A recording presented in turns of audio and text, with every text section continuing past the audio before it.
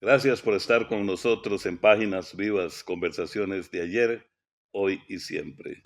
No nos cansamos de repetir y agradecer a nuestros invitados e invitadas a este programa que ya cumple 4 temporadas, porque son quienes alimentan la vivencia, la evocación y la actualidad de los periódicos viejos, entre comillas, porque este programa se realiza en la hemeroteca de la Biblioteca Nacional de Costa Rica. Hoy contamos con la grata compañía de un amigo de la Biblioteca Nacional, el doctor Manuel Araya Incera, académico, presidente de la Academia de Geografía e Historia en Costa Rica, un intelectual y una persona versada no solo en la historia de nuestro país, sino de sucesos o vivencias en nuestro país. Y de eso queremos hablar con don Manuel Araya. Gracias, don Manuel, por estar de nuevo en Páginas Vivas. El agradecido soy yo,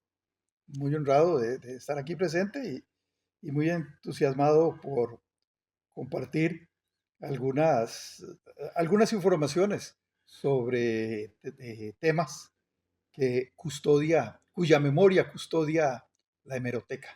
Justamente revisando páginas de los periódicos de la hemeroteca en la Biblioteca Nacional, teníamos noticia de Antonio Maceo, un cubano que vivía en Guanacaste, en la región de Ojancha, en una comunidad que se llama Mansión. Y Antonio Maceo fue un pensador y además un revolucionario cubano en los tiempos de la independencia de Cuba, justamente de España. Don Manuel, nos llamó la atención y para eso será un gran gusto que nos amplíe sobre este concepto, que ciertamente sabemos que personas de otros países en Costa Rica han estado y han gestado incluso movimientos revolucionarios en sus países de origen, pero casi siempre relacionamos a San José o al centro del país con estos personajes. ¿Qué hacía don Antonio Maceo, cubano, revolucionario, pensador en la región de Guanacaste? Usted lo ha dicho, Maceo era uno de los eh, líderes con rango militar del movimiento eh, independentista que se gesta en Cuba, podríamos decir, a lo largo del siglo XIX, pero de una manera muchísimo más vigorosa a partir de las últimas 3 décadas del siglo XIX. Si bien la presencia de Maceo en Costa Rica será en la última década del siglo XIX, 1891, 1895, que sale de Costa Rica para iniciar acciones militares en la isla de Cuba. Maceo, si bien se convierte en el principal líder del movimiento por la independencia de Cuba, que encuentran base de apoyo en Costa Rica, y justamente uno de las estrategias, por llamarlo de alguna manera, de que se sirvieron no solo los cubanos, sino también los costarricenses, incluido importantes sectores del gobierno, simpatizantes con la guerra por la independencia de Cuba y que dieron apoyo, solo que por ser del gobierno no podía ser un apoyo abierto, Claro, ostensible, no podía ser oficial. no podía ser oficial. Sí lo hicieron a través de la concesión de facilidades, por ejemplo, para la instalación de una colonia agrícola. Y esa colonia agrícola se va a establecer en la mansión de Nicoya. Esto es lo que nos explica la presencia de Maceo en aquella región en esos primeros años. Sin embargo, eh, creo yo que ese proceso histórico tan relevante en no solo la historia de Cuba, también en la historia de Costa Rica, cuál fue la inmigración cubana en nuestro país a partir de la década de los años 70 del siglo XIX, que marca en Costa Rica una huella fundamental en el desarrollo de las instituciones político-liberales. Y esto con irradiación hacia muchos otros campos de la institucionalidad costarricense.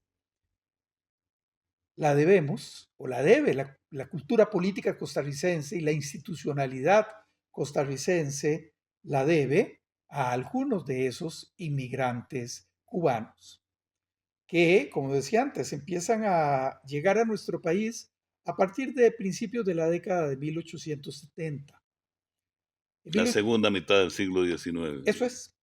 Ujú. En 1869 se lanza en la isla de Cuba lo que en la historia cubana se llamó el grito de Yara. Es un grito por la independencia, por unos cubanos que proclaman la independencia de Cuba, estableciendo una forma republicana, convocan a una asamblea constituyente, se aprueba esa constitución política, pero todo ese movimiento en la isla es un movimiento, por decirlo así, clandestino. Es un movimiento al margen de las autoridades coloniales que todavía gobiernan en la isla. En otras palabras, la proclama de independencia implica también una proclama de una guerra por la independencia. En ese momento no tienen mucho éxito los cubanos y los principales líderes políticos deben de salir del país. Esto explica que en Costa Rica aparezcan líderes como los miembros de la familia de Céspedes Orellana, de Céspedes Fornés, sobrinos, hijos y sobrinos de uno de los grandes líderes, sino el más grande líder de ese primer movimiento independentista cubano, José María de Céspedes. También en ese grupo llegará a Costa Rica, los de Céspedes llegan en el año 71, en el año 74 llegará a Costa Rica otro gran líder de ese movimiento, eh, firmante o miembro diputado constituyente de aquella asamblea que redactó la constitución cubana, Antonio Zambrana. Y estos cubanos, individuos muy talentosos, de una sólida formación política, filosófica, liberales, positivistas en su pensamiento, serán claves en el proceso de transformación modernista que está viviendo la sociedad costarricense precisamente en la década de los años 70. Qué interesante. Ahora, son los Zambrana, de Céspedes, todas estas personas vienen a Costa Rica con un propósito de gestar una transformación en su país, pero asientan sus afanes en Costa Rica, es decir, eh, crean familia y se enlazan con familias costarricenses. Es decir, no vinieron, digamos, estratégicamente nada más. No. A ver, esa primera república cubana o esa primera guerra por la independencia de Cuba durara 10 años. Evidentemente, no tuvieron éxito, no llegó a consolidarse la República Cubana, el gobierno español, el gobierno colonial español mantuvo el poder sobre la isla. Estos cubanos desarrollaron actividades económicas y se asientan en Costa Rica. Mencioné los líderes intelectuales más destacados, pero también hay distintos apellidos de migrantes cubanos de aquella época que hoy constituyen apellidos de las familias costarricenses. Aymerich, de Mendiola, eh, de Céspedes, evidentemente, Pochet, Tamayo, Orué, es decir, individuos que se quedan en Costa Rica y fundan familias y fundan empresas en Costa Rica. Sin duda. Una familia como los de Mendiola, por ejemplo, o Felipe J. Alvarado, que eventualmente sería una empresa de trámites de aduana. O sea, son familias, apellidos que están ligados a la creación de industrias y de actividades comerciales novedosas Y en que, Costa Rica, ¿verdad? y que refuerzan, obviamente, nuestra identidad latinoamericana. Totalmente, totalmente. Estamos con don Manuel Araya Incera conversando sobre los cubanos que llegaron a Costa Rica, sobre los procesos de planteamiento, de plan de una revolución por la independencia de Cuba ante la colonia española. Vamos a una pausa y ya volvemos, porque que no se nos quede, don Manuel, que también tenemos información, gracias a estos periódicos, de que José Martí también ha estado en Costa Rica. Así es. Muy bien, en el próximo segmento o el próximo capítulo, en la segunda parte de Páginas Vivas, don Manuel nos ilustrará al respecto.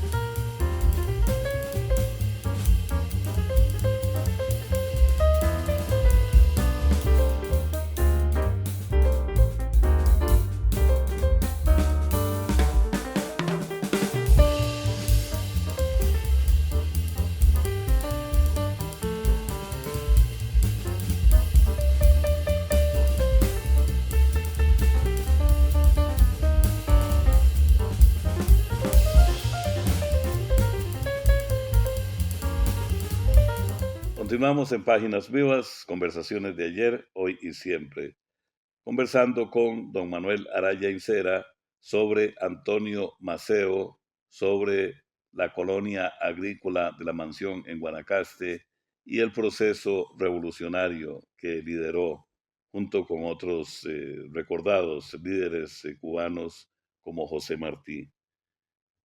Don Manuel, hemos hablado de las familias Mendiola, de los Zambrana, de Pochet, de todas estas familias de origen cubano en Costa Rica, pero ¿fue Antonio Maceo el primer cubano que vino a Costa Rica en su momento?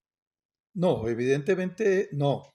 Y la razón por la cual Maceo eh, está en Costa Rica es porque aquí encuentra una muy sólida base de apoyo para el movimiento revolucionario que se está gestando en Cuba.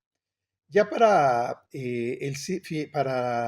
la década de los años 90, el movimiento por la independencia de Cuba ha logrado un liderazgo tanto en lo político como en la gestión económica para el esfuerzo de guerra. Y todo esto lo ha conseguido gracias al trabajo que durante años vino gestando el joven literato, periodista José Martí. De manera que Martí gestiona también el apoyo militar, el apoyo del liderazgo militar del general Antonio Maceo y de otro militar dominicano que será fundamental también en este proceso, que es el general Máximo Gómez. Máximo Gómez. Pero Maceo está en Costa Rica, viene a Costa Rica porque aquí encuentra una base de apoyo no solo en los cubanos, que ya tienen 20 años de estar en Costa Rica, de haberse asentado en Costa Rica, de haber sentado las bases, y eso me parece muy importante, de la motivación sobre las razones para la independencia de Cuba. Antonio Zambrana fue el maestro de líderes políticos jóvenes como Ricardo Jiménez Oriamuno, Cleto González Víquez, Pío Víquez, considerado el fundador del periodismo en Costa Rica, por citar solo algunos de esos nombres. De manera que para Maceo, que además encuentra una base de simpatía muy importante de parte de costarricenses, nombres como estos que he citado, y que también están en el gobierno, en la generación de los liberales, la que está en el gobierno de Costa Rica, hará que este sea un país muy propicio para Claro. gestar aquí este apoyo. Interesante que, digamos que el estereotipo, o cayendo uno en el riesgo del estereotipo de un revolucionario, se lo imagina un hombre armado y en la montaña, pero decir José Martí, decir Antonio Maceo, Zambrana, eran pensadores y combatientes, una mezcla muy, muy interesante. Claro. Bueno, en el caso de Martí, es muy interesante. Muere en el campo de batalla, sin haberse enfrascado en batalla. Muere en una emboscada. Pero es un hecho de que en su compromiso por la causa que persigue, aún se lanza al campo de batalla. Pero es extraordinaria la capacidad de concepción estratégica para que tiene Martí para el movimiento revolucionario, que en este caso se utiliza la palabra revolucionario, que apunta fundamentalmente a la revolución por la independencia. Claro, Crea por citar algunos de los ejemplos, en Martí, crea como forma política o como forma para la organización política del movimiento independentista, concibe un partido político al que se llama el Partido Revolucionario Cubano. Y será dentro de la estructura de ese partido que desde sus lineamientos se define como un partido para la independencia de Cuba. Algo diferente a lo que uno concebiría como un partido político para participar en un proceso electoral. No, claro, este es un partido político, lleva ese nombre, para la independencia de Cuba. claro. Y organiza secciones de ese partido. Este partido se crea en Nueva York, en donde vive en el exilio Martí, en donde tiene su cabeza, su asiento, el movimiento, con capítulos, con secciones en Tampa, Florida, a fines del siglo XIX. Tampa era la ciudad de Florida que concentraba el mayor número de exiliados cubanos. Algo así como lo que llegó a ser Miami Después, claro. en el siglo XX. Es interesante también dimensionar esa época en cuanto a lo que eran los mecanismos o los medios de comunicación internacional e incluso nacional entre miembros de ese partido, entre pensadores, cuando, es decir, lo que la comunicación era muy precaria, quizás eh, epistolar, ¿Y cartas cablegramas? y los famosos cablegramas. Pero los cablegramas eran dos, tres líneas, ¿verdad? Si acaso. Y ya eso era carísimo. Entonces surge la inquietud también de Maceo en Guanacaste, en la región de Nicoya, donde está, o de Ojancha, donde está la comunidad de la mansión, también alejado un poco del centro neurálgico que sería la capital, digamos, por decirlo de alguna manera, la comunicación entre San José de Costa Rica y La Habana, Cuba. Claro. Bueno, ¿Cómo se explica eso? Sí, la razón por la que se van a Nicoya, eh, o por la cual el gobierno hace la concesión de esas tierras en la mansión de Nicoya, también forma parte de las complicaciones de todo este proceso. Originalmente, la concesión iba a ser en la región de Talamanca, eh, pero el consulado de España en Costa Rica protesta ante el gobierno de Costa Rica por considerar que una colonia agrícola de cubanos independentistas en la costa del Caribe costarricense apuntaba a una seria amenaza para la estabilidad política de la isla de Cuba. Entonces, el gobierno, bueno, para calmar las claro. suspicacias españolas, entonces hace la concesión en la mansión de Nicoya, que ciertamente en ese momento era un sitio bastante aislado, es decir, un Sí, sitio al que claro. Y solo además, se... perdón, Ajá, además una eventual formación de ese tipo de comunidad en Talamanca o en el Caribe, pues era muy directo al puerto de Limón, digamos, la o forma. podía salirse directamente. Bueno, Claro, claro, sí. qué Sí. interesante. O sea, es una cuestión geopolítica, por decirlo. Geopolítica, claro, geopolítica y muy intensa. Eso también señala, pone en evidencia la intensidad de no diría yo de la intriga, digamos, de la dinámica político-diplomática que todo este movimiento estaba provocando en la vida política costarricense a finales del siglo XIX. O sea, cuando pensamos la tranquilidad de la vida política en Costa Rica, eh, pasamos por alto totalmente el hecho de que un acontecimiento internacional como fue la guerra por la independencia de Cuba suscitó en el medio en ese apacible medio político costarricense, aparentemente apacible medio político costarricense, una dinámica tan activa, tan intensa como la que suscitó el apoyo costarricense a la guerra por la independencia de Cuba.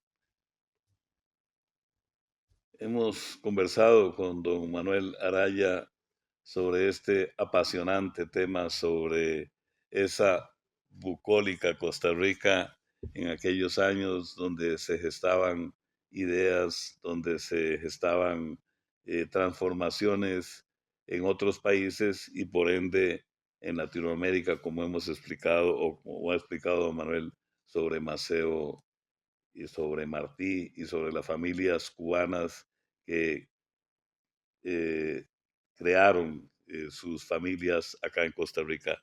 Finalmente, don Manuel, y desde ya lo comprometemos para una segunda parte de Páginas Vivas en unas semanas para ampliar este tema de tan vasta dimensión.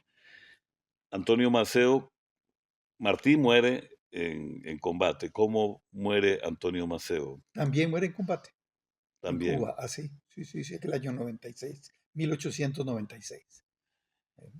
Un año después de haber estado en Costa Rica, porque estamos hablando de Ah, sí. 1891, 1985. En Costa Rica está 1891, 1895, Sí, en que sale con varios revolucionarios cubanos y se van para la isla.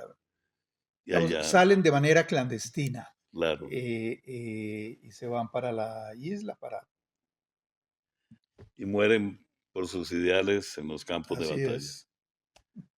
Es apasionante, como pueden apreciar ustedes, cómo estas páginas de los periódicos viejos, entre comillas, actualizan realidades de nuestros países latinoamericanos. Don Manuel, muchísimas gracias de verdad.